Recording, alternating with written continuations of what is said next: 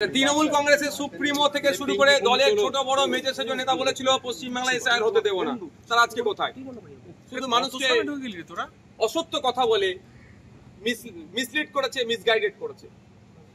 ইসিআইয়ের পক্ষ থেকে কলকাতা সাইডের যিনি ওয়েস্ট বেঙ্গল সাইডের যিনি সিইও আছেন তিনি নবান্নকে চিঠি দিলেন, পশ্চিমবাংলায় এসআইআর লাগু হবে, এসআইআর করার জন্য চিঠি দিলেন। চিফ সেক্রেটারি মনোজ পান স্যার তড়িঘড়ি ভার্চুয়াল মিটিং করে সমস্ত রাজ্যের জেলার ডিস্ট্রিক্টের ডিএমদের সাথে মিটিং করলেন যে এসআইআর করতে গেলে যে অফিসার লাগে ইআরও এইআরও, তো কত শূন্যপদ আছে কি আছে জানার জন্য দেখা গেল 600 শূন্যপদ আছে। মানে একদিকে বলছে এসছে যে এসআইআর হতে দেবো না, আর উল্টো দিকে চিফ সেক্রেটারি নির্দেশ দিচ্ছেন দ্রুততার সাথে এসআইআর যাতে হয় সেই জন্য 600 শূন্যপদ পূরণ করতে হবে। তো আমার বক্তব্য আপনাদের মাধ্যমে যে তৃণমূল কংগ্রেসের এই দ্বিচারিতাকে একটু দেখুন। এসআইআর ইতিপূর্বে আমাদের দেশে 13 বারের অধিক হয়েছে। লাস্ট 2002 সালে এসআইআর হয়েছে, ওয়েস্ট বেঙ্গলে 28 লক্ষ নাম বাদ পড়েছে। তবে হ্যাঁ, আজকের এসআইআর নিয়ে যে রাজনৈতিক টানাপোড়েন চলছে, যে রাজনৈতিক ফায়দা নেওয়া চলছে, এটাকে আমরা ধিক্কার জানাচ্ছি।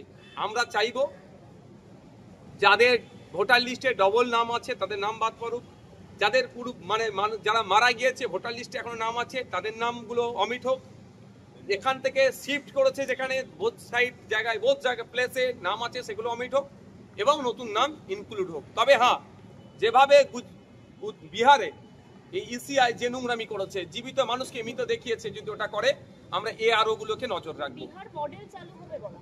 সেটা শুনুন, একটা কথা আমি দায়িত্বহীন ভাষায় স্পষ্টভাবে বলছি, প্রয়োজনে যদি ইলেকশন কমিশন আমাদের সহযোগিতা নেয় স্বচ্ছতার সাথে ভোটার লিস্ট রাখার জন্য আমরা সহযোগিতা করব, কিন্তু এই স্বচ্ছতার নাম করে বৈধ ভোটারকে রাজনৈতিক ফায়দা নেওয়ার জন্য মৃত ভোটার যদি ঘোষণা করে, তাহলে যারা এআরও থাকবেন, যারা বুথ লেভেল অফিসার বিএলও যারা থাকবেন, আমরা কিন্তু সেগুলো নজর রাখবো। আমরা গণতান্ত্রিক প্রক্রিয়ায় যেমন মাঠে ময়দানে তার গণতান্ত্রিক প্রক্রিয়ায় জবাব দেবো, আইনি মাধ্যমে জবাব দেবো।